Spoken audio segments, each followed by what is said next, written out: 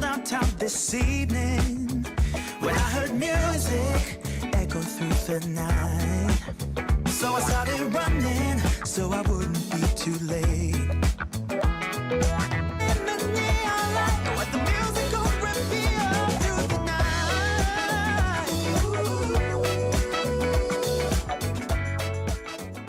Welcome everyone to Coaching in Session. My name is Michael Rearden, and I'll be your mindset coach today. And today we're going to be talking all about the journey of happiness. And you might think of Hollywood like The Pursuit of Happiness with Will Smith, and how we went from one struggle to the next, and at the end there's a fairy tale happy ending. Now sometimes life can be that, but sometimes we have to go through a lot of challenges and a lot of turmoil before we can get to a good moment in our life. But the way we see things is going to be our perspective on our situation. So we're going to learn how to be happy even if we don't have all the things in our life that should make us happy, or the things that society tells us will make us happy. So we're going to dive into that today. If you're new to the channel, make sure to like, comment, and subscribe, and to share this video and our audio. So as you know, Monday is going to be a blog day where we talk about the most recent blog, and today's blog is going to be talking about the journey of happiness. So the journey of life to happiness, because who doesn't want to be happy in their life? Many people want happiness. If you ever talk to someone who wants to get a divorce, you don't make me happy. I just want to be happy. They're putting this happiness as something that is like the golden goblet, where we're saying, this is what we need. I'm vying for happiness. But happiness is not so much given by a person to another person. It's something that we have to understand. Hey, I can get happiness because of me, not because of you. And when we think about happiness, if we're looking at this blog, we're going to be seeing some of the key reasons why we might be happy or why we might not be happy. And there's going to be a difference in mindset. Now, I can be happy with $100 in the bank. But if I say, are you happy with $100 in the bank? You might say, no, of course not. What can I get with $100? I can't even pay my rent.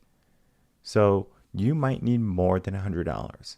But does that mean $100 is not enough to make someone happy? No, it just depends on the person's current situation. Maybe they need that $100 for something. Maybe they want that $100 for something. So there's going to be a difference between need, want, should have. All of those different things play a role if we can be happy. Now, what is happening in our society today is that we are having a lot of entitlement happening. And that entitlement is telling people, I want this right now. I need this in my life right now. And they think that's going to make them happy. So they force themselves to say, all right, I'm going to go to this 9 to 5 so I can buy this Louis Vuitton, or I'm going to buy this Coach or this Chanel, whatever it be. And once they get it, they're filled with, of course, good endorphins, but then something happens, the shine wears off. And now they need a new pocketbook, or they need a new toy, a new car, new pair of clothes. It's always going to be a forever wanting, a forever yearning if we use materials to make us happy. So the journey of life to happiness is going to give you a perspective of not only what happiness is, not only what success is to you, but what you should be kind of gearing your thought process toward if you're seeking happiness in your life. The destination of happiness is going to be a falsehood. Happiness has no destination, because once we get used to that destination, happiness is always something that seems to be moving. It's always in transit. And what we have to understand is that, yes, we might find happiness at some point. We might find happiness with a person at a specific location at a given goal. But then as we sit there and as we relish in the fact that we received this happiness and that we got to this goal, guess what happens? Happiness somehow, some way escapes. in the middle of the night while we were sleeping and tucked away and comfy and cozy, happiness is no longer there. It vanishes. That happy day you got married and you had your kids is now filled with remedial stress from the world. We're so worried about making ends meet, listening to the boss, putting on a smile, faking it, so we can just get through our day. I had saw a video, it's an older video, of two black couple, and it could just be an interview, where there was a black man and a black woman. And the black woman wanted the husband to come home and smile. And the black man was saying, I can't come home and fake it after I've been faking it all day long. And this was a time when racism was alive, segregation was there, prejudice forever present. He said that he couldn't just go home and fake it after he faked it all day for the white man.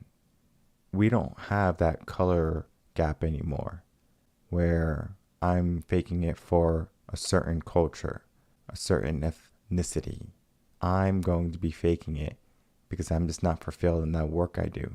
So many people go off, they get a degree that they don't know about because schools don't teach you about, well, this degree is going to allow you to do this, or this degree is going to allow you to do that. And they don't give you a test sample. Hey, try this degree out, and then if you like it, you can purchase it. No, it's kind of like, well, purchase it, and if you don't like it, oh well. Many people are like, oh crap, I just purchased a degree I don't want anything to do with. Young, we don't know the concept of a student loan. We don't know the concept of what psychology might be entailing to, or nursing, or being, becoming a lawyer. We don't know what that work is. And then when we finally do it, we find out we're not fulfilled. But the whole way toward that goal, toward that degree, we might have found some happiness. And heck, even on graduation day, all smiles, everyone's ready, flowers, cap and gown. We made it. We graduated. Now, it is an accomplishment graduating in college. But at the same time, what comes next? Challenge. Struggle. Is happiness there? Maybe, right? Depending on our mindset, depending on what we chose as a career. But we're always going to have good days. We're always going to have bad days. We're always going to be less than optimal, less than 100%. But we have to understand that just because we're less than 100% today doesn't mean we have to be less than 100% tomorrow. But many people choose to remain insufficient. They say, this is who I am, and they don't change it. Just because of a circumstance, or of a difficulty or a challenge or an obstacle, that doesn't mean happiness is going to not be able to reach you. What we have to do is not so much wait for happiness to come to us, but we have to go to that happiness. And it's not in the sense of we're going to the goal of being happy. It's going to be in the sense of, how can I find happiness? When you find it, are you keeping it? Because many people are finding quick happiness here and there, and I'm doing this and I'm doing that, and before you know it, you don't know what you want, because that is what we are training our mind to think. I need this to make me happy. This person has this and I'm jealous, so if I get that too, I will feel happy. Or you see someone with a smile because they got a brand new car and you say, whoa, I want that same smile. So we're looking at happiness in all the wrong lights. We're seeing it in the view of the material things of the world. But there's more to life than just the material things. Now, when we look at success, what does that mean to you? You might say being successful means that I'm financially free, I have passive income, and I have a big house. Maybe if you have some pets, a family. There's many, many things that you can say that, okay, this is what success is for me. But then I'm going to ask you, why do you label success that way? That's $1 million question. You might say, because when I was younger, I didn't have this, so now I want this. Maybe you might say, I'm trying to keep up with the Joneses. Maybe you might say, society told me, school told me this is what I should be getting. So then that's what we think is success. But you can find someone who has nothing, holes in their clothes, but they'll have the biggest smile in the world. Yet we're walking around with a fake smile on our face, coming home and not willing to smile for the people we care about the most. The day is tough and it beats us up. But why do we choose to allow the day to weigh heavy on us even when it's said and gone? Because the next day we have a new opportunity to be happy, right? To create something. But many of us just stay with the same thing. We keep on with the same routine and we wonder, is this what life is? Is this what life consists of? Suffering, pain, challenge, turmoil, and brief moments of joy. The problem with many people today is not that they don't have enough joy, it's that they don't pay attention. Because there's going to be people and circumstances that you might never ever get into. You might have never missed a meal in your life, but yet you're worried that your friend didn't send you a text, or your boyfriend or girlfriend didn't send you a text, and you're upset and you're depressed. You're all alone. You're not happy. But there's someone in the world who right now is all by themselves, empty belly, and they don't know if they're going to make it till tomorrow. Where is their happiness compared to yours? You might say, well, if you put it that way, Michael, yeah, of course, then, I could be happy. But why do we need to see someone suffering just to see our own happiness? I'm glad I'm not that person. I'm glad I have this life. No, that can't be the way that we look at life. We can't view success that same way. It just won't work in the long run. Eventually it's going to catch up to us, and our subconscious mind is going to say, hey, this is a lie. You're living a lie. And many people live a lie. Why do you think we can go on social media and you see all these people on jets, all these people flaunting all their relationships and everything? They show you all the good stuff, but they don't show you the bad. That sadness, that depression that they have within them. They put on a smile for the world. Just like that interview I was telling you about earlier. He goes off and he fights the world by himself, and he comes home to a wife and a family, and he has to put a smile on.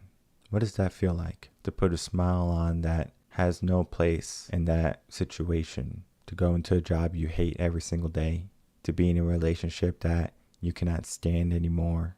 And we can fix many things, right? We can fix your career, we can fix your relationship, we can fix your happiness and your success, your bank account. All of that can be fixed, but it requires you first to acknowledge that you're not happy. And you have to be real with yourself. Are you happy? Yes or no? And many people might say, yeah, kind of. I mean, I got money in the bank. I have a roof over my head, food in my belly. Is that what happiness is to you? So that means when you get a new car or a new toy or a new relationship, you don't feel any sense of delight, any sense of joy? No, that is not happiness. What you were describing was superficial things, superficial happiness. But that happiness is just a commodity nowadays. It's a normalcy. Because if you don't have it, you're going to feel inferior to everyone else. So yes, you might need those things. Money, the car, the house. But who are you trying to impress? Are you doing it for yourself, or are you doing it for someone else to see and say, wow, you're so lucky? Maybe I am lucky. Maybe all that hard work I put in, showing up every single day, maybe that was the reason why I'm lucky. Maybe, right? Because there's a way to reach happiness, and there's a way to stay exactly where you are. And I guarantee you, there's going to be people listening to this podcast that are going to stay exactly where they are. They're not going to wake up tomorrow morning and they're not going to say, I'm going to be better than I was yesterday. I'm going to make this the best day of my life. I am able to have good things, and I am able to have massive amounts of success, and I am able to be happy. There's people who are going to wake up and they're going to continue with their routine that has not helped them over the years, and they're going just to allow their life to dwindle away because they chose not to choose more in their life. The snooze button. the job you don't like, the relationship that doesn't fulfill you. All of those things are just going to pile up on top of you, and you're going to feel heavy. You're going to feel weighed down, and you're not going to want to shed that weight. The weight of the world, the weight of your circumstances is heavy, and it weighs on your mind and it weighs on your life.